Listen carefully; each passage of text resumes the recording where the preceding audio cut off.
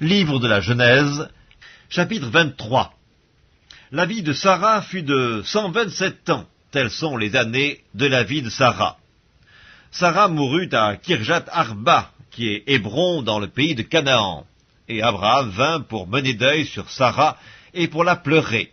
Abraham se leva de devant son mort et parla ainsi au fils de Heth. « Je suis étranger et habitant parmi vous.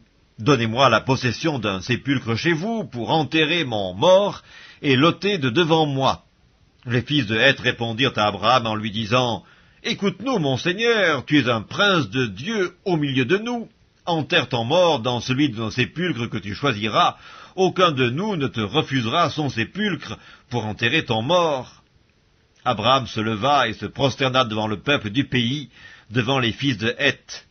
Et il leur parla ainsi. « Si vous permettez que j'enterre mon mort et que je l'ôte de devant mes yeux, écoutez-moi et priez pour moi Ephron, fils de Tsochar, de me céder la caverne de Macpéla qui lui appartient, à l'extrémité de son champ, de me la céder contre sa valeur en argent afin qu'elle me serve de possession sépulcrale au milieu de vous. » Ephron était assis parmi les fils de Heth.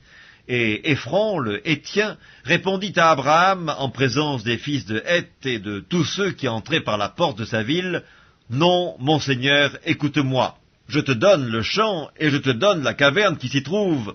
Je te les donne aux yeux des fils de mon peuple. Enterre ton mort. » Abraham se prosterna devant le peuple du pays, et il parla ainsi à Ephron en présence du peuple du pays. « Écoute-moi, je te prie, je donne le prix du champ. Accepte-le de moi, et j'y enterrerai mon mort. » Et Ephron répondit à Abraham en lui disant, « Mon Seigneur, écoute-moi. Une terre de 400 cycles d'argent, qu'est-ce que cela entre moi et toi? Enterre ton mort. » Abraham comprit Ephron.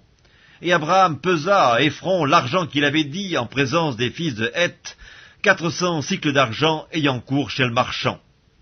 Le champ d'Ephron à Macpéla vis-à-vis de Mamré, le champ et la caverne qui s'y trouvent, et tous les arbres qui sont dans le champ et dans toutes ses limites alentour, devinrent ainsi la propriété d'Abraham aux yeux des fils de Heth et de tous ceux qui entraient par la porte de sa ville. Après cela, Abraham enterra Sarah, sa femme, dans la caverne du champ de Macpéla vis-à-vis de Mamré, qui est Hébron, dans le pays de Canaan. Le champ et la caverne qui s'y trouvent demeurèrent à Abraham comme possession sépulcrale acquise des fils de Heth.